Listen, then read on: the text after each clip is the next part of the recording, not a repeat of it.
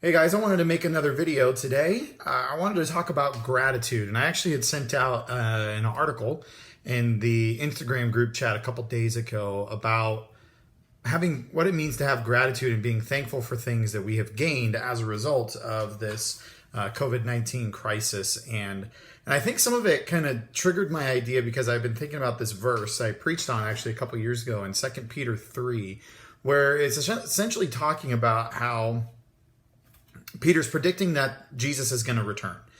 And Peter is predicting that there's going to be scoffers that are going to come. They're going to say, no way, that's not going to happen. Everything's going to continue as it always has been from the beginning. And that means we don't need to look forward to his coming. Where is he coming? Why is he coming? And they were skeptical that Jesus was actually going to return.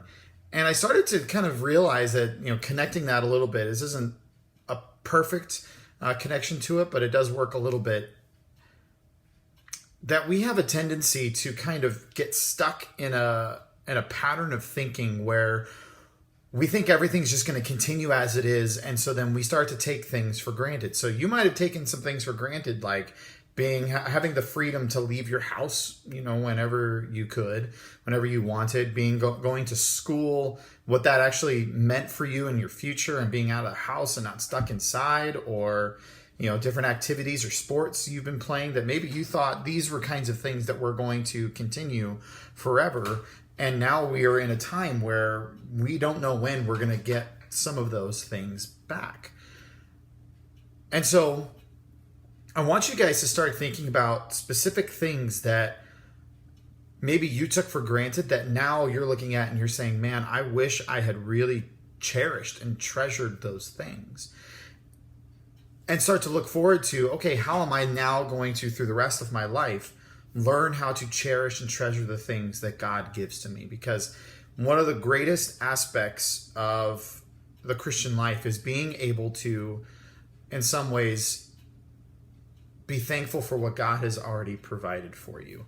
You look at the Apostle Paul in Philippians 4, he talks about how, that famous verse, Philippians 4:13 is, I can do all things through Christ who strengthens me. And he's not talking about being able to win sports games for Jesus or jump over a tall building. He's not talking about literally all things, but what he means is he was talking about learning how to be content with any circumstance that he was in, whether it was through, and he was talking about specifically like material possessions and goods and wealth and things that he had. So he could be content with Jesus when he was poor, and he could be content with Jesus when he was rich.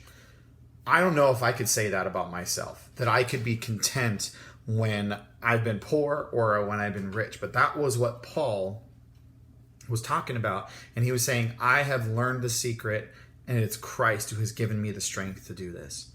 And so during this time where you're at home, start to look at different ways and opportunities for you to learn, and ask for Jesus to give you the strength to learn those kinds of things, like contentment about what God has given you in your life, and that you would look at your life and you would just be thankful for whatever God gave you, rather than constantly searching for the next thing to give you satisfaction, or even to look at the things that you already have and kind of start to take them for granted.